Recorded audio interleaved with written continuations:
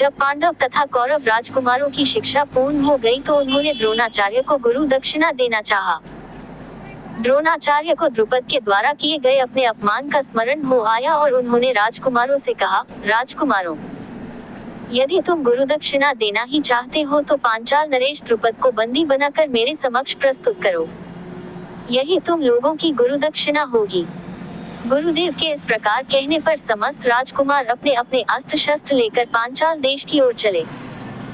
पांचाल पहुंचने पर अर्जुन ने द्रोणाचार्य से कहा, गुरुदेव, आप पहले कौरवों को राजा द्रुपद से युद्ध करने की आज्ञा दीजिए।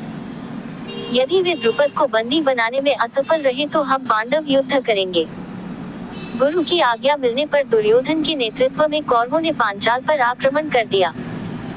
दोनों पक्षों के मध्य भयंकर युद्ध होने लगा, किंतु अंत में कौरव परास्त होकर भाग निकले। कौरवों को पलायन करते देख पांडवों ने आक्रमण आरंभ कर दिया। भीमसेन तथा अर्जुन के पराक्रम के समक्ष पांचाल नरेश की सेना हार गई। अर्जुन ने आगे बढ़कर द्रुपद को बंदी बना लिया और गुरु द्रोणाचार्य के समक्ष ले आए। द्रुपद को बंदी के रूप में देखकर द्रोणाचार्य ने कहा, हे द्रुपद, अब तुम्हारे राज्य का स्वामी मैं हो गया हूँ। मैं तो तुम्हें अपना मित्र समझकर तुम्हारे पास आया था, किंतु तुमने मुझे अपना मित्र स्वीकार नहीं किया था। अब बताओ, क्या तुम मेरी मित्रता स्वीकार करते हो? द्रुपद ने लज्जा से सिर झुका लिया और अपनी भूल के लिए क्षमायाचना करते हुए बोले, हे द्रोण, आपको अपना मित्र न मानना मेरी भूल थी और उसके लिए अब मेरे हृदय में पश्चाताप है।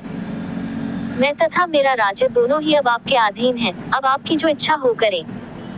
द्रोणाचार्य ने कहा, तुमने कहा था कि मित्रता समान वर्ग के लोगों में होती है, अतः मैं तुमसे बराबरी का मित्र भाव रखने के लिए तुम्हें तुम्हारा आधा राज्य लौटा रहा हूँ।